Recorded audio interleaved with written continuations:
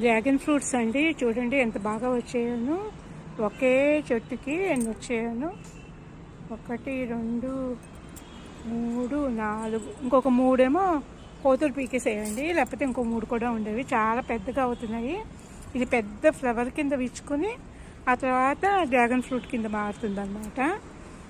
దీని పెంపకం అయితే చాలా చాలా ఈజీ అండి. నేనేం పెద్ద కష్టపడి దీనికి చేసింది అయితే ఏమీ లేదు.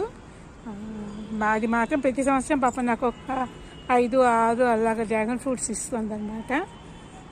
చాలా చాలా ఇవేంటంటే పింక్ కలర్ అనమాట లోపల. ఇందులో మనకి ఏంటంటే పోషకాలు అవన్నీ కూడా చాలా ఎక్కువ కదండి. తింటే చాలా మంచిది కదా, ఇది సీజను.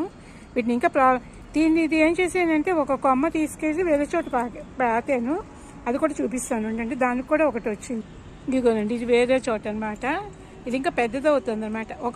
ఇదేం లేదు, ఒక్కొక్క స్టెమ్ మనం వేరే వేరే బాటిల్స్లో వేసేసుకుంటే నేను చిన్న చిన్న బకెట్స్లో వేసేసాను అనమాట. వాటికి ఫ్రూట్స్ వచ్చేస్తాయి చక్కగా. నా సీజన్లో అవి వచ్చేస్తాయి. వీటికి మట్టి అదంతా మామూలేనండి. 50% మట్టి వేసి 50% ఏమో కౌడంగ్ వేసాను, కొంచెం ఇసుక, వేపపిండి అనమాట. పెద్ద వీటికి ఎక్కువ కేర్ తీసుకునేదైతే ఏమీ లేదు. ఇవేమి పెస్టిసైడ్స్ వేయక్కర్లేదు, ఏమీ రావండి. చక్కగాను చాలా చాలా ఈజీగా ప్రాపగేట్ చేసే మొక్క అనమాట. ఇందులోనే నేను వామాకు కూడా వేసానండి. వామ చెట్టు కొంచెం కట్ చేసేసాను అనమాట. ఎందుకంటే 2 మొక్కలు వేయచ్చు ఈ టబ్లోను, అట్లా వేసాను. ఈ ప్లాంట్ ఈజీగా పెంచుకోవచ్చు. ఎవరికైనా ఇంట్రెస్ట్ ఉంటే మాత్రం డెఫినెట్గా పెంచుకోండి. టెర్రస్ గార్డెన్లో వచ్చే ప్లాంట్ అనేది చాలా చాలా బాగుంటుంది. మంచి ఫ్లవర్ కూడా వచ్చిన తర్వాత ఒకసారి చూపిస్తాను.